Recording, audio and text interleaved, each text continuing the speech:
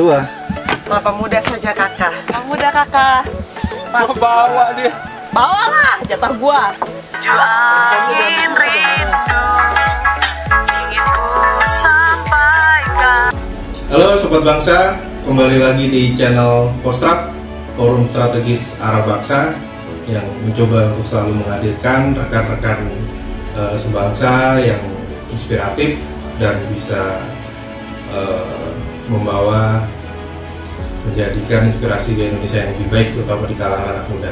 Nah, untuk kali ini kita sedang kedatangan tamu jauh, orang sibuk. Dari mana? Jauh banget. Dari Kemayoran. Sebenarnya saya bukan sahabat sebangsa loh. Saya tuh orang Persia loh. Oke. Kayak kucing. Dia blasteran gak jelas sebenarnya. Jadi kita sedang bersama Cynthia Tengen. Mungkin kalau dulu teman-teman sering melihat beberapa di stasiun TV tentang jelajah alam. Di layarnya ini ya, di layar TV lah. Iya, yang di layar TV konvensional. Dan TV-nya masih cemburu. Iya. Kita mungkin agak sedikit familiar ya dengan Cynthia Tengen sini. Gitu. Nah, mungkin waktu itu lama di JP ya. Ya, lumayan lama di program petualangan. Oh, nah sebenarnya awalnya itu kayak gimana sih Ngen? Lo tuh awalnya apakah memang lo audisi khusus di situ, terus background lo tuh sebenarnya apa sebelum memulai lo ngurusin alam liar ini? Itu lo ngurusin apa? Ya, pria-pria liar ketika masuk ke situ ke JP. Jadi sebenarnya tuh dulu masih kuliah, kuliahnya di ilmu komunikasi di LSPR. Oh, LSPR. Terus ngambilnya mass communication. Kemudian sambil kuliah itu coba-coba untuk kerja. Gitu. Kerjanya awalnya itu model, karena dulu kan masih kutilang ya. Oh iya. Kayak bihun gitu, Angkatan kutilang. berapa di 2010. 2010. Batch 14. Oh, batch 14. Oh, sama ini ya, Miss Rizka.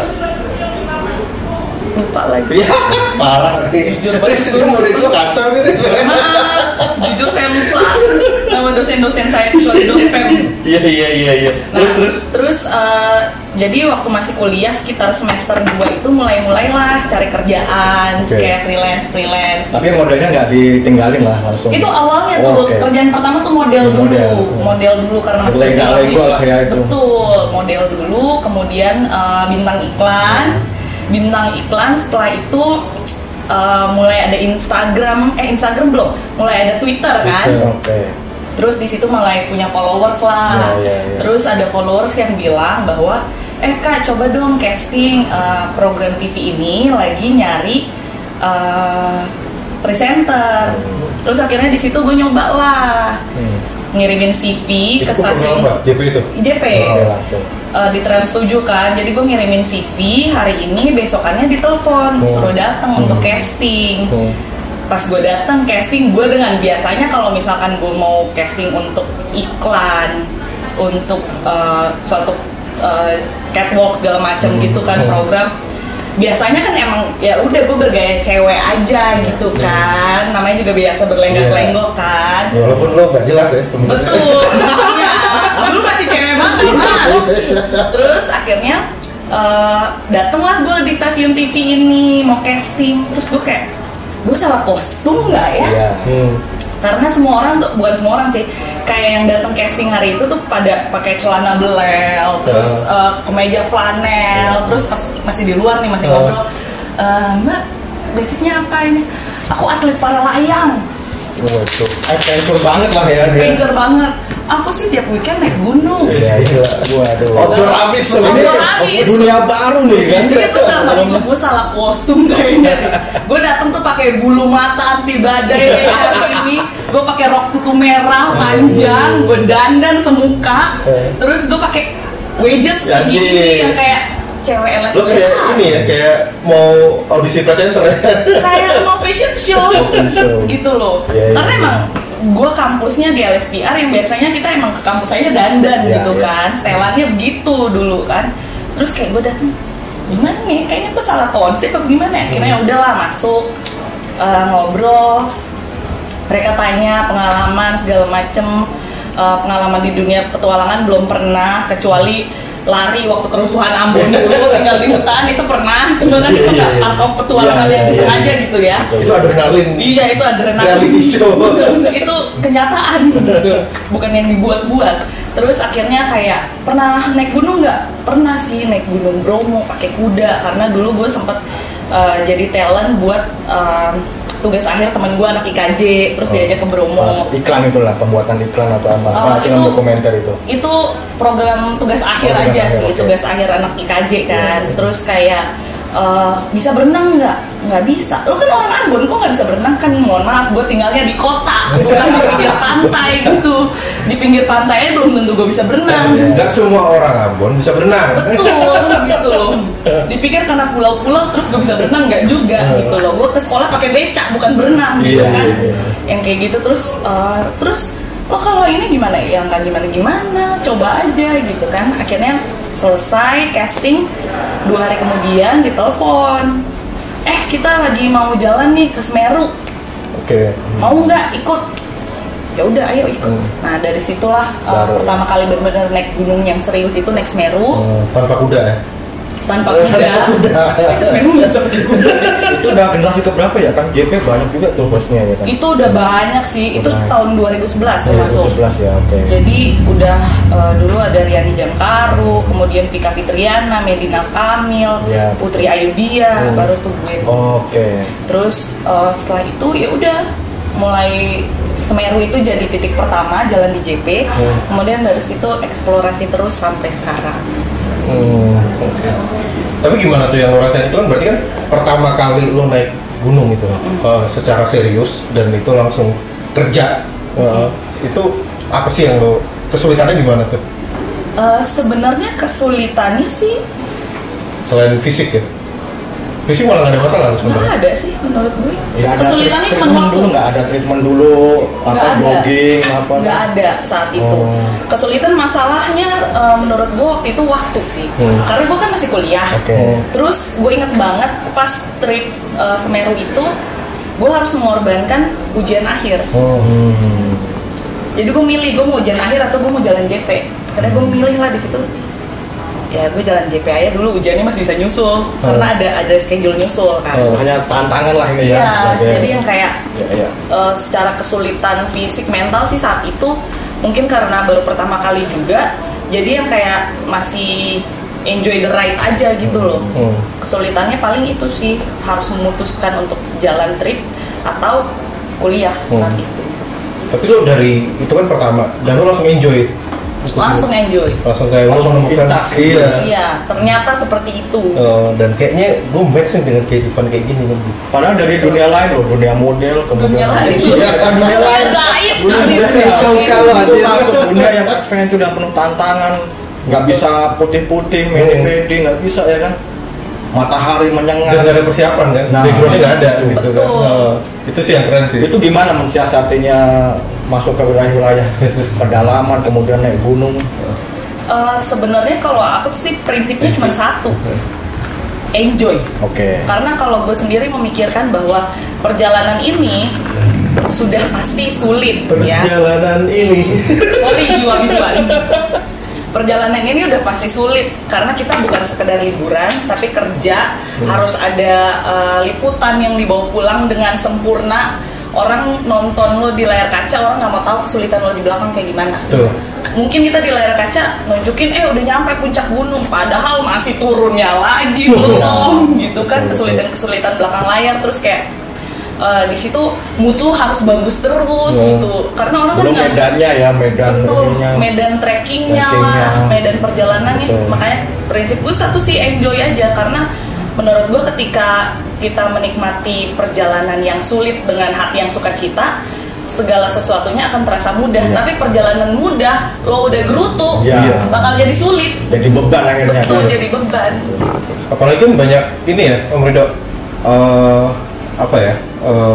ada istilah kalau lo pengen tahu sifat asli teman-teman lo, ajak aja naik gunung. Betul. Iya kan kayak gitu kan. Kalau orang yang pernah naik gunung sama gue pasti tahu, gue tuh orangnya nyebelin. Enggak. Gue kalau di gunung seru banget. memoris lah ya, menghibur. Gue nggak boleh lapar. Oh, Kalau gue oke, lapar, oke. mulut gue kayak radio, lapar, nggak mau jalan, mogok jalan, pokoknya mau makan dulu. Ya itu sih gue ngalamin sih berapa kali jalan sama lu. Pokoknya nggak cuma di gunung, gue kalau di mana-mana tuh harus terisi perutnya. Kalau nggak terisi Tapi perutnya, ada kejadian yang apa ya? Jadi memori yang sangat-sangat berkesan gitu loh ketika di liputan di JP itu Yang pertama kali itu. pertama kali. Yang membuat lu akhirnya menjadi enjoy banget kalau nih. yang pertama kali sih nggak ada yang berkesan sih, maksudnya kayak karena gue menikmati perjalanan, jadi yang biasa aja. Cuman Dan lu masih mencoba ngeblend kan dengan iya, kondisi itu. jadi masih kayak mencoba berteman dengan alam, mencoba berteman dengan kru, mencoba berteman dengan warlock gitu. Berteman ya? Berteman, teman tapi mesra. Kagak ikut Tidak, ikut. tidak. Oke, next. Tapi kalau menurut gua di sepanjang perjalanan gua ada satu hal sih yang gue inget banget adalah gue pernah ke daerah Merauke. Terus itu perjalanannya tuh kayak gila, ini antara perjalanan hidup dan mati karena kita ke satu desa di ujung namanya Selilslow. Terus mendarat di Merauke, kita perjalanan darat, gue lupa berapa jam. Setelah itu lanjut perjalanan pakai perahu kecil gitu sekitar 12 jam. Dan itu hujan badai tengah malam, petir Di tengah laut. enggak di tengah laut, sungai, kayak oke. kali besar gitu namanya Kali Bian. Terus pas nyampe di desa itu kan nggak ada listrik. Pas baru nyampe udah setelah kita tengah malam kehujanan, basah kering di badan. Pas gue turun dari perahu ada satu pohon yang dipenuhi sama kunang-kunang dan gue seumur hidup nggak pernah ngeliat kayak lihat gitu. avatar gitu. Iya. Bener, itu bener iya. banget. Gue kayak gokil gitu. Saat itu pas turun kayak, ih gue nggak pernah ngeliat pohon kayak gini. Terus besokannya gue cari tahu ternyata itu pohon mangga. Besokannya gue tungguin lagi udah nggak ada tuh kunang-kunang. Dia cuma ada satu malam itu doang dan gue merasa kayak Ya lu dapat banget momennya Iya, ya. ini- Itu sempat didokumentasiin nggak foto atau apa? enggak, karena menurut gue saat itu adalah memang terkadang ada beberapa momen yang paling nikmat Lu nikmatin aja, dinikmatin ya. dengan mata aja gitu. Iya. Itu sih goks banget. Nah, tapi sambil jalan nih pada akhirnya kan nggak hanya di JP kan, lo ada di beberapa program lain dan beberapa juga sering dapat undangan langsung kan ke lu ke beberapa daerah gitu. Nah, yang paling menarik di mana? Yang merasa bahwa wah anjir nih, ini Indonesia banget. Indonesia banget gitu. Mana ya? Ada nggak? Banyak sih, itu pertanyaan yang sulit untuk dijawab karena Karena tipikal sendiri-sendiri ya? Iya, setiap daerah tuh pasti culture-nya beda, orangnya beda, alamnya beda. Momen yang sama di tempat yang momen yang berbeda di tempat yang sama aja tuh bisa beda hasilnya gitu loh. Akan Jadi selalu kayak- berubah ya? Iya, selalu berubah. Dan punya karakter tersendiri ya Iya setiap benar. daerah. Jadi kayak itu pertanyaan yang nggak bisa dijawab. Sulit. Tapi kalau dari ini, dari kan lo dari mencoba mendalami dunia alam bebas lah, alam bebas, terus lo ada keinginan kemana dan akhirnya lo kesampaian itu kemana? Lo pernah Dulu- kepikiran gue pengen banget kesini, tapi akhirnya gue dapet juga kesini. Dulu pernah pas mau ke Nepal pertama kali. Pas mau ke Nepal pertama kali itu gue diajakin lah sama temen gue. Tapi saat itu gue baru lulus kuliah, terus baru kerja kantoran. Yang kayak, ih masa gue baru kerja kantoran Lo terus kerja kantoran? gue pernah tahu sekali doang. Sekali itu pas baru lulus kuliah. Anjir jadi bapak kantoran gak kebayang gue bangsa. Pakai meja putih Iya, depan. iya. Terus temen gue ngajakin ke Nepal. Gue kayak, aduh gimana ya, pengen banget gitu, belum pernah, pengen mendaki gunung di Himalaya, pegunungan es. Itu mimpi banget kan. Saat itu pendakiannya tuh 10 hari. Terus gue kayak, tapi gue nggak bisa nih, gue baru masuk kantor. Nggak mungkin kan, gue masuk kantor terus tiba-tiba gue cuti. Siapa lu? Iya. Bapak lu yang punya kantor. Iya, gitu. langsung dapat notes ya. Betul gitu. Akhirnya kayak gue hold kan, gue nggak ikut deh. Akhirnya temen gue kesana, gue ngeliatin fotonya, ya Allah pengen, ya Tuhan pengen, gitu-gitu doang kan. Ternyata pas gue kelar kerja kantoran itu, gue langsung dapat tawaran untuk ada jadi kayak tour agent gitu, dia tour agent di Indonesia untuk trip-trip Nepal. Nah dia ngajakin gue dan tripnya tuh persis kayak dulu gue pengen pergi 10 hari, persis 10 hari. Lo kayak dari situ gue merasa bahwa segala sesuatu yang kita Dimimpikan, butuhkan gitu nanti akan datang di waktu yang tepat. Nggak perlu lo ngoyo saat itu juga, belum tentu lo akan bisa Pokoknya mengalir aja ya sesuai harapan. Nepal ya. Nepal. Tapi selama perjalanan antara yang udah ke luar negeri kemudian Indonesia, kesimpulannya bagaimana? Kesimpulannya Indonesia tuh kaya banget. Tapi untuk belajar di luar negeri itu adalah suatu pengalaman yang bagus juga karena kita bisa ketemu dengan orang yang berbeda, karakter yang beda, pandangan-pandangan yang beda. Dan komparasinya jelas. Iya, dan bikin kita tuh kayak oh dunia gue tuh gak cuma segini doang loh. Gue ngerasa udah paling pinter nih dengan belajar segini, ternyata enggak, gue masih nol besar gitu. Gitu sih. Kalau di luar negeri kan lo tadi impian lo Nepal. Kalau di dalam negeri sendiri? Yang belum Luser. terkabul. Gunung Luser. Gunung Luser. Aceh ya? Aceh, Gunung Luser trekking panjang. Gue Karena belum sampai sana. belum, karena nggak ada yang mau temen gue diajakin ke sana. Luser berapa hari? 11 hari, ogah. Terus ada yang udah pernah ke sana yang kayak, ayo mas temenin aku lagi. Enggak, gue cukup sekali aja seumur hidup. Gitu. Yang penting gue udah pernah. Iya, gue pernah tapi Luser yang 3 hari doang. Jadi itu juga lewat Bukit Lawang. Itu open trip ya kayak? Bisa open trip, bisa jalan sendiri, Open trip, tapi ya. memang sebaiknya sih jalan dengan orang yang sudah tahu jalur. Iya. Jadi tetap ada guide-nya walaupun jalan sendiri. Iya, karena kan ya biasa lah, entah di gunung, entah di hutan itu kan banyak kejutan. Iya. Betul tuh. Banyak Namanya kejutan di alam kita kita nggak pernah tahu tahu. gitu. Nah, terus selama lo menikmati kehidupan kayak gini kan akhirnya lo tadi dari belajar, akhirnya lo bisa berenang nih sekarang. Bisa aja, tapi jago sih enggak. Apa aja sih yang udah lo nikmatin berenang? Diving pasti lo tahu saja diving gue aja nggak punya, gue nggak punya lo tahu diving sampai sekarang. Diving juga terpaksa karena kerjaan. Semuanya bisa karena terbiasa di dunia ini. Yang pernah belum lo cobain apa? Para layang udah pasti juga. Para motor gue udah, para layangnya belum. Para motornya yang udah. Para motor udah, Oh, para layang belum. para layang belum. Tapi nggak terlalu pengen sih para layang. Yang pengen mungkin bungee jumping sih. Bungee jumping. Oh masih ada di sini. Nggak tahu deh, nggak ada deh kayaknya. Tahu gue yang di Bali udah. Yang setahu gue ada yang dari jembatan apa gitu daerah Jawa, tapi nggak tahu Yang deh. tertinggi ya? Iya, tapi ini kan banyak. Soalnya gue tuh takut ketinggian. Dan Jadi itu gue harus melawan. pengen mencoba gitu, walaupun nanti gitu kan kita nggak pernah tahu kan. Jadi dunianya harus dunia adrenalin semua Iya. Ngerepotin lu, ntar lu. Nggak juga sih, ngejalanin hidup ini aja adrenalin terus. Dunia kenyataan itu lebih dahsyat ya. Betul. Iya. Betul sekali. Tapi lucunya ini sih, jadi lu kan identik dengan dunia outdoor ya, sama tempel banget. Nah, cuma ada beberapa konten lu juga, gue ngeliat lu tuh di endorse juga sama beberapa produk kecantikan juga. Betul. Nah, itu apa itu?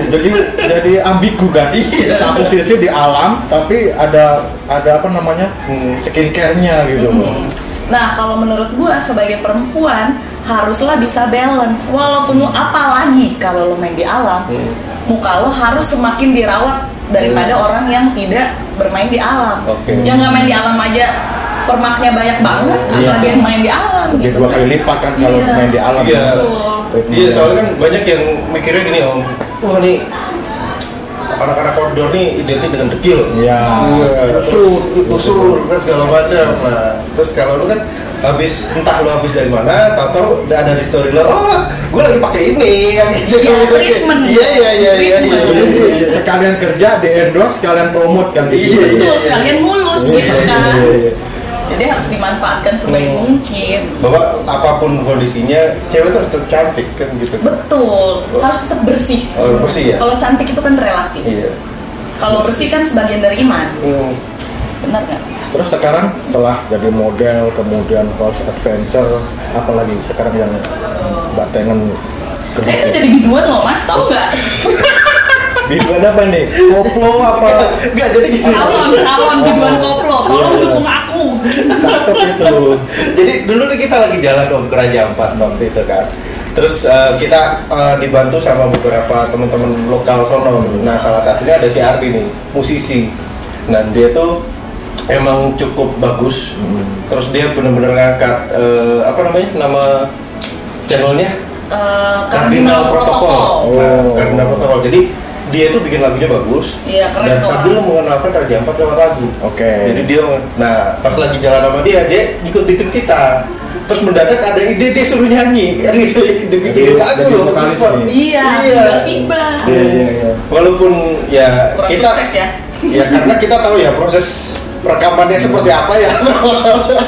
Tapi mungkin kalau rekamannya di studio yang bagus kayak Syahrini lebih proper lah ya. Lebih proper, Iya. ada kesempatan untuk jadi biduan. Mic-nya pun juga manual, bukan yang ada autotune ya gitu. Jadi sorry. Rekamannya di depan hotel. Betul, sampai teriak-teriak nyanyi di depan hotel, kasihan kan tamu-tamu yang lain. Tapi hasilnya bagus ya. Hasilnya bagus. Nanti kita tayangin dong. Kita tayangin.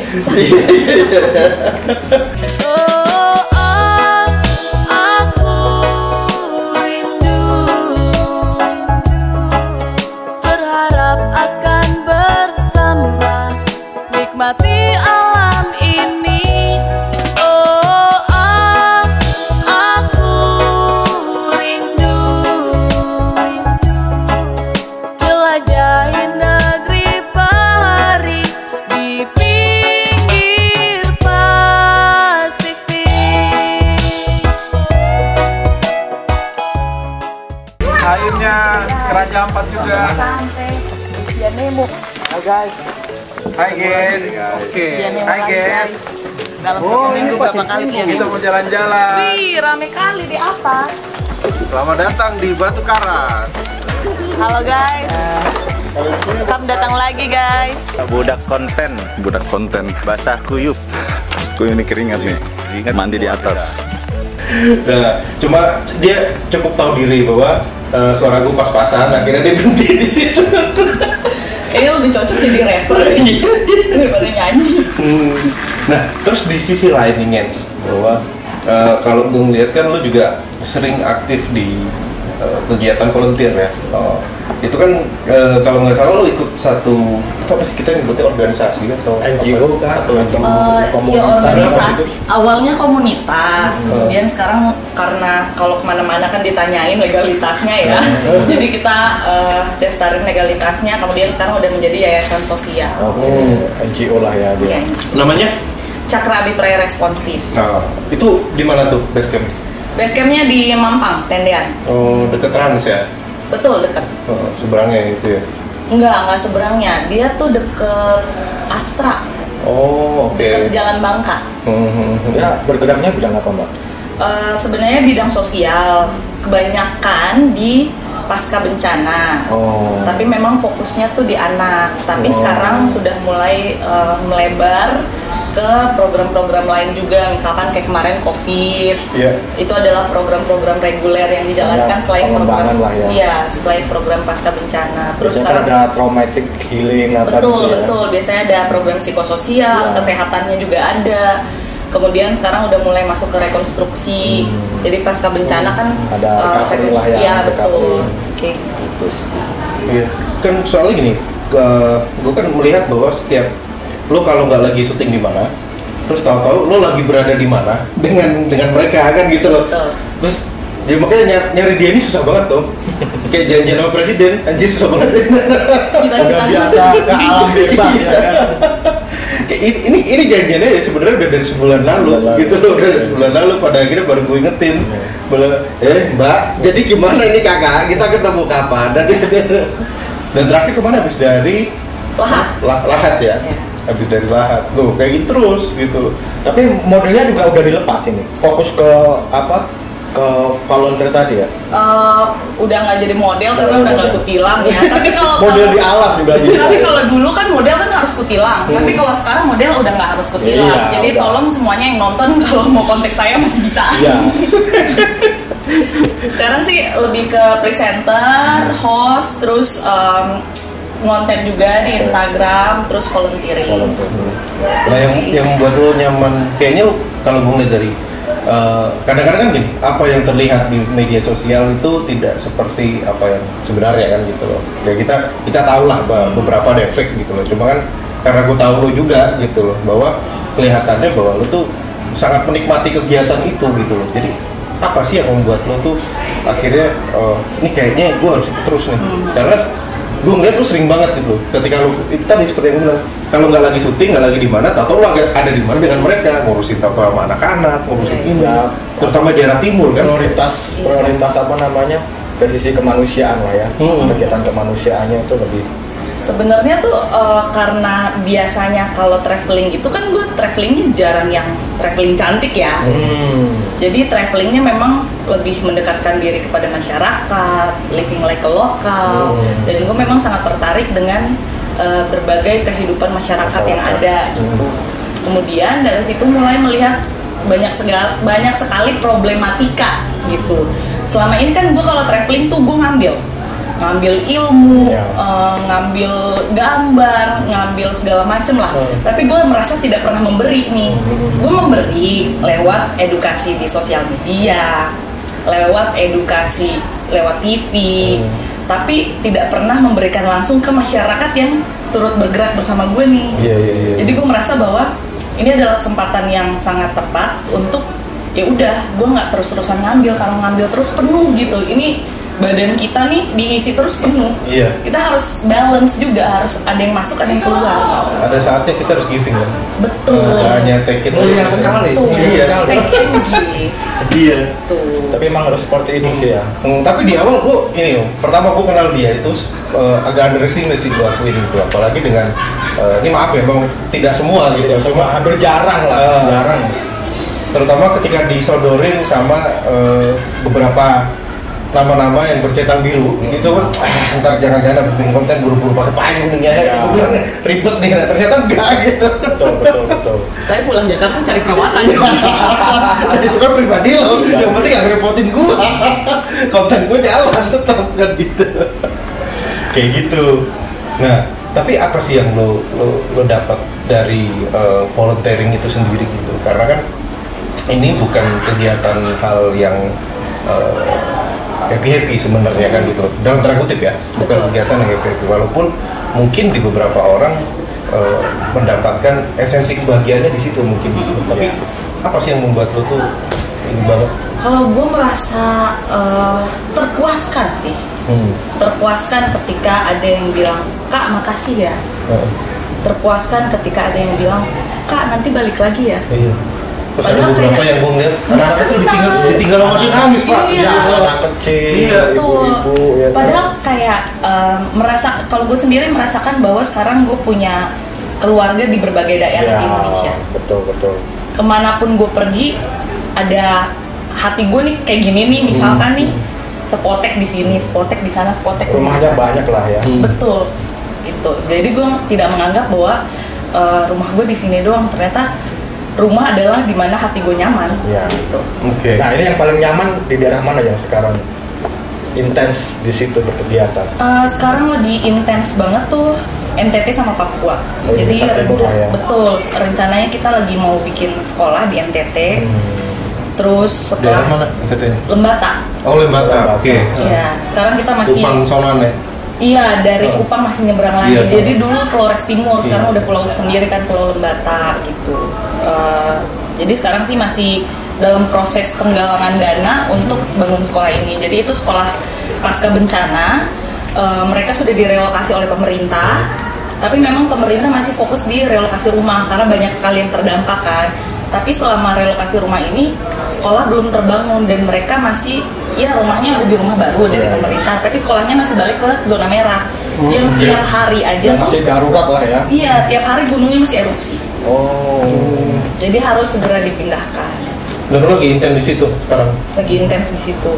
Nah kalau teman-teman yang di Cakra tadi fundraisingnya dari mana tuh? Kalau kita sih selama ini masih pakai platform sosial media, kemudian juga platform fundraiser kayak kitabisa.com, berbuatbaik.com, berbuatbaik.id. Berarti via online lah ya masih? Iya, masih via online. Karena kita juga isinya masih anak muda semua. yang kayak masih kuliah lah, kemudian baru lulus kuliah. Bagus itu malah gerakan-gerakan seperti iya, jadi masih belajar juga untuk gimana sih kalau cara menggait CSR perusahaan itu kita belum tahu tuh, masih belajar ke arah situ. Iya. Gitu. Daripada julid ngomongin gosip kan, mendingan kita Daripada gibah ya kan. Daripada gibah, mendingan panas-panasan. Iya. Emang harus berorientasi positif berkegiatan. Ada berapa orang sih di situ? Yang inti, kira-kira? Banyak sih, sekarang kita udah punya ada beberapa regional. Jakarta, kemudian Jawa Timur, Jawa Tengah, Makassar, Padang. Tapi sentral kita lihat itu ya? 5. Ya, sentralnya yang pusat di Tendean. Kalau gue yang pusat. Oke. Nah, kalau misalnya ada yang pengen gabung di situ, itu ada syarat-syarat tertentu nggak? Syarat tertentunya harus 1 tahan banting. Smackdown. Harus tahan banting. Karena yang bakal kerja keras nih bukan cuma pikiran kita aja, tapi fisik juga, hati juga. Ini bukan program liburan ya? Bukan program liburan. Iya. Betul. Jadi ya harus tahan banting aja sih. Kalau fokus programnya sekarang apa spesifiknya? Kemarin kita habis program pasca bencana yang di Lahat, jadi tapi itu sudah selesai. Jadi fokusnya ke ini sih, masih sekolah NTT, sama kedepannya rencananya juga pengen bikin sekolah alam tapi di Papua. Oke. Maksudnya konsep sekolah alam itu kayak gimana?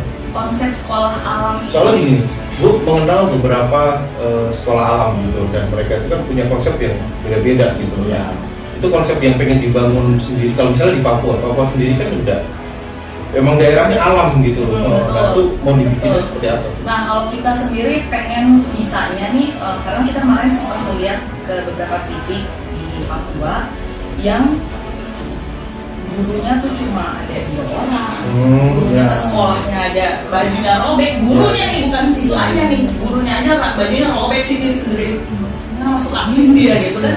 Jadi kayak kita sih pengen menghadirkan sekolah alam di mana anak-anak ini mereka nggak cuma belajar di sekolah aja, tapi juga kita pengen ngajarin bercocok tanam dan juga beternak. Karena kan mereka selama ini memang jago bercocok tanamnya, bahkan nggak usah dikasih pupuk pun udah tumbuh subur.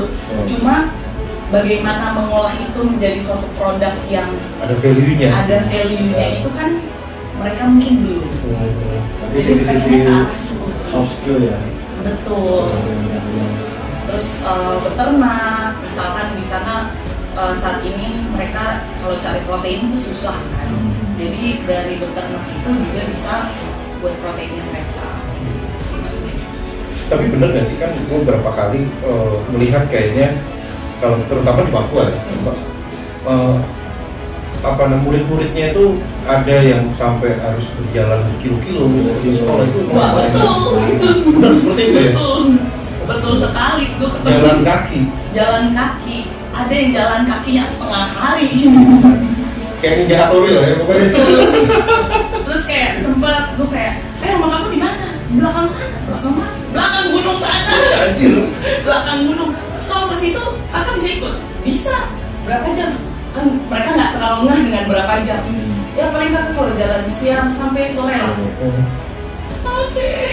Nggak jadi ikut. Wah gila. Tunggu aja di sekolah gitu. Itu ini ya, harus memperlihatkan betapa bersyukurnya kita di daerah perkotaan gitu. Betul sekali.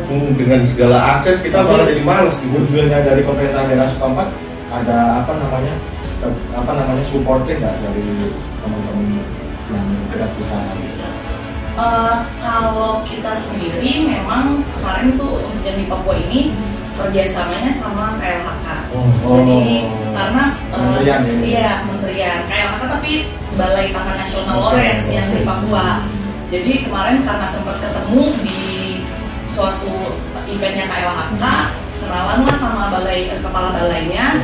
Dari situ ngobrol terus ketika di Papua juga dijamu. Kemudian ada titik yang memang kebetulan di dalam kawasan Taman Nasional ini. Jadi rencananya nanti kalau berjalan lancar sekolahnya itu kita pengen bikin ada program yang connect juga dengan mereka. Jadi misalkan ada 1 hari belajar menjadi polhut. Oke. Jadi mereka nggak cuma dapat ilmu terus teori terus, tapi mereka kayak oke, jadi polhut gimana nih? Jadi yang menjaga daerah mereka sendiri itu bukan orang lain dari luar, tapi mereka sendiri mau punya bayangan lah.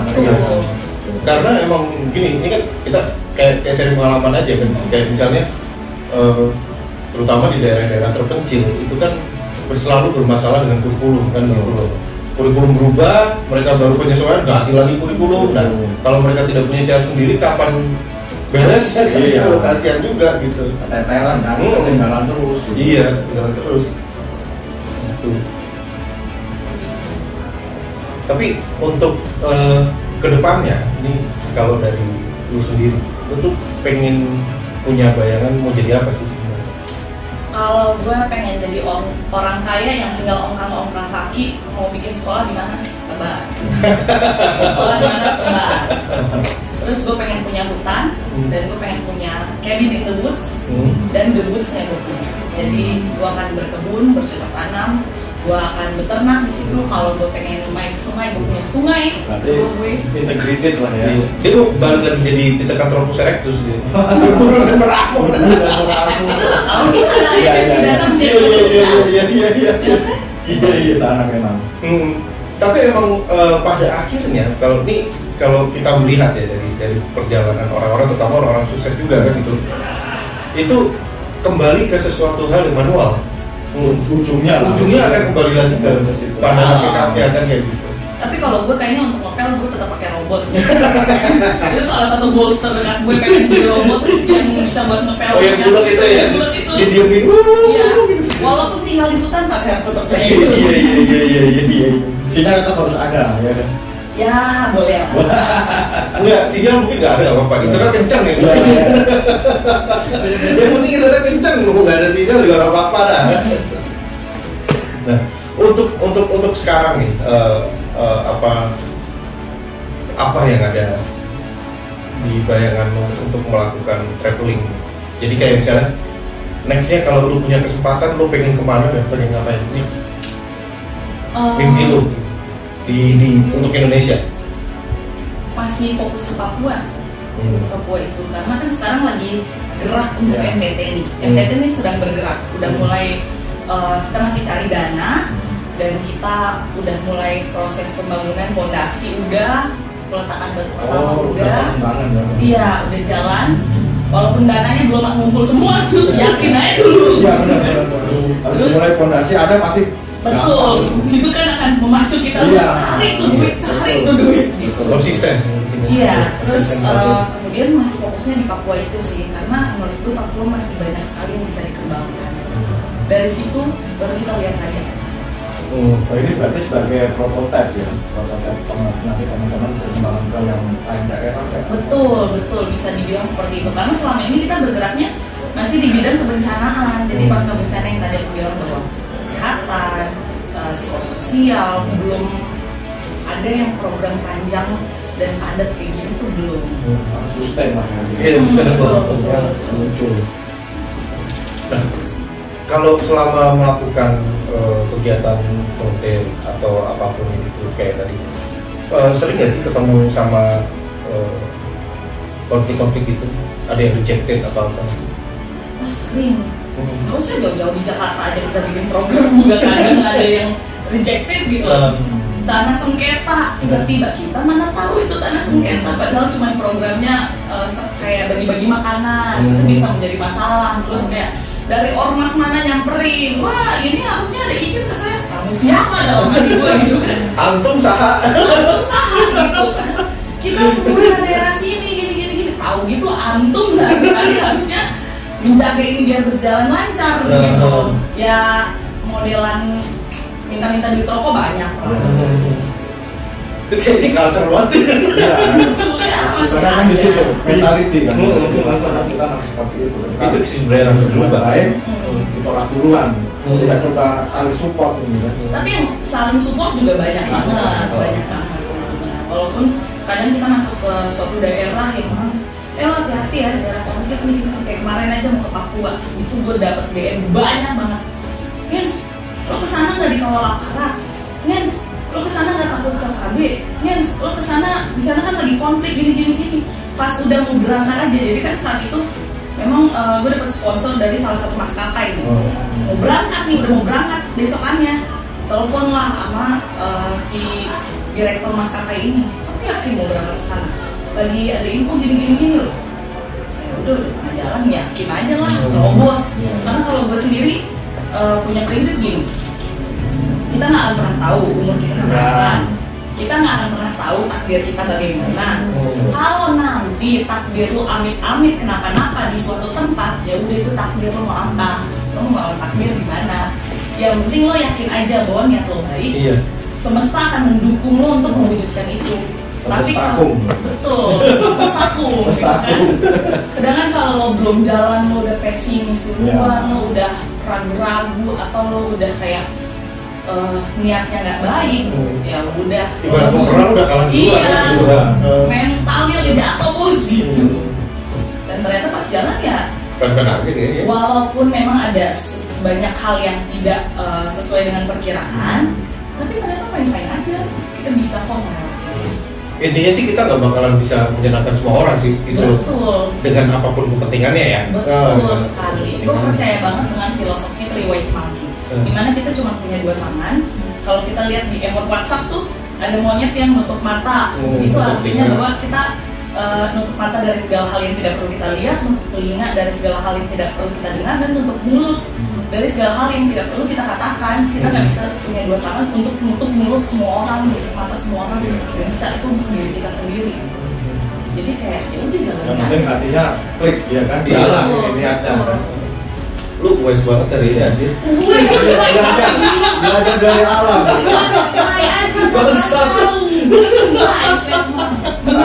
Tapi ketika jadi di NGO ini apa juga menyalurkan bakat yang terpendam jadi model apa juga nggak? Mobil sih enggak sih. Iya, udah hilang gitu lah ya. Iya. Masih sih kalau misalkan ada yang endorse tuh klinik kecantikan.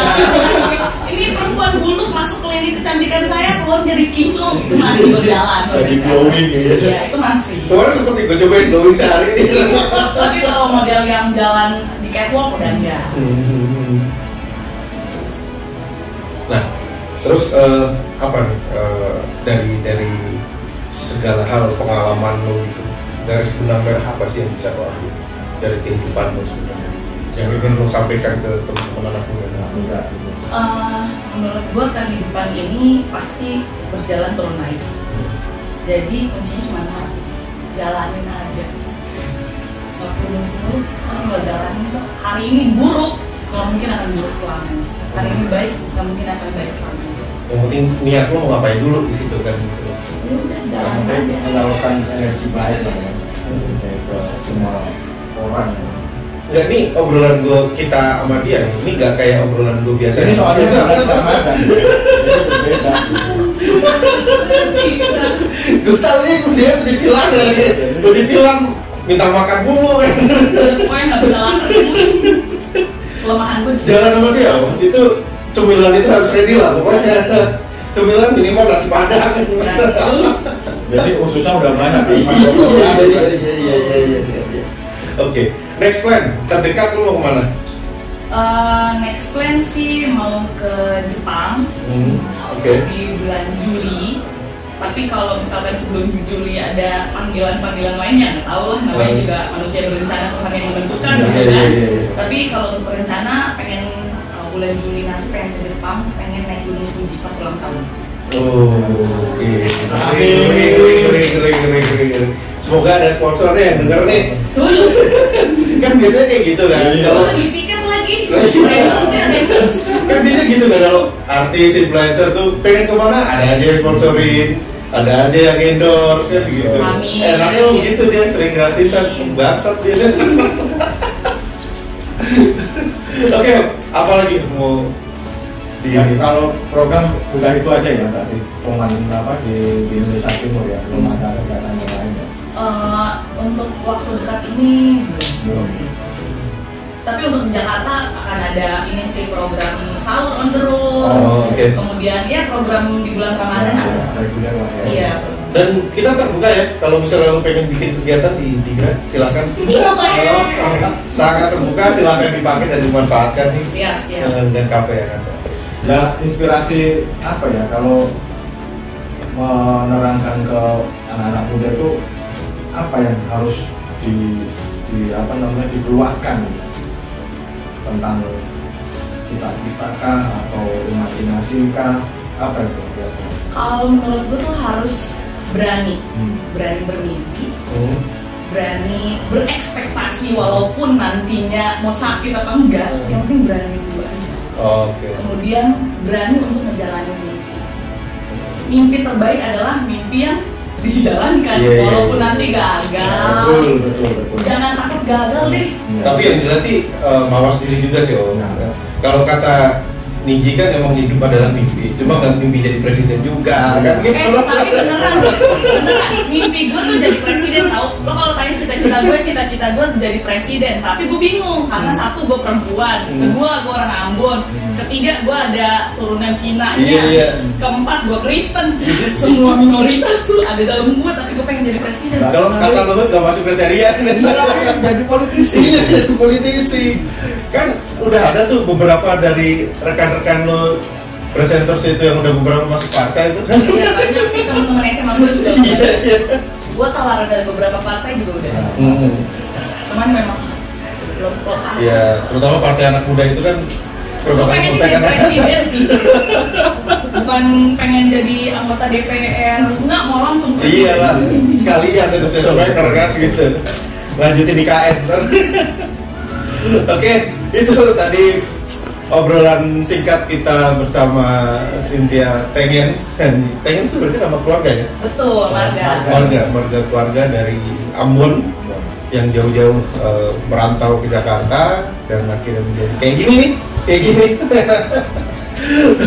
Dan sampai sini dulu, dan nanti kita akan jumpa lagi di channel Fostrap, Forum Strategis Arah Bangsa, yang selalu akan menghadirkan rekan-rekan dan teman-teman yang akan mengisi rakit anak-anak muda untuk menjadi negara yang menjadi lebih baik. Terima kasih. Jangan lupa subrek. Like. Kalau yang mau muda nyanyi silakan, kalau dia suaranya enggak. Tapi tuh lagunya udah ini ya, lagunya udah jadi. Udah ada di YouTube. Oh, udah nanti Dimasukin ya di sini ya. Tapi nanti kalau di aransemen ulang pakai koplo ya. Iya. Seru tuh kayaknya dikoploin. Nanti gue bilang Om Leo mainin Om Leo gitu ya.